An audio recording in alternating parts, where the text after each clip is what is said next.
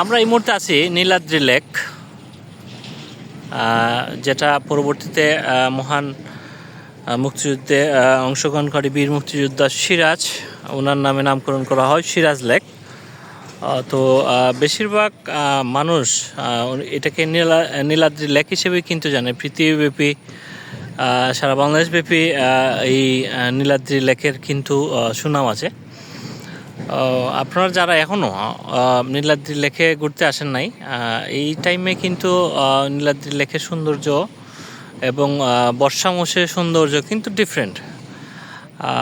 এটা এখন হচ্ছে শুকনো টাইম, চতুর্পাশেই কিন্তু আসলে চৈত্র মাসের যে টাইম শুকনো সিজন, মোটর সাইকেলে আপনারা আসতে পারবেন, গাড়ি নিয়েও আসতে পারবেন। আর বর্ষার সময় যারা টাঙ্গা ঘুরতে আসেন তারা কিন্তু নৌকা দিয়ে সরাসরি টেকারঘাট চলে আসেন। আর অপরূপ, রাতে এক সৌন্দর্য, দিনে এক সৌন্দর্য। এই টিলা কিন্তু বাংলাদেশে, ওই যে এখানে যে একটা ছাউনি দেখছেন এটা কিন্তু বাংলাদেশের ভিতরে, আর ওই যে পাহাড় এটা কিন্তু ভারতের অংশ।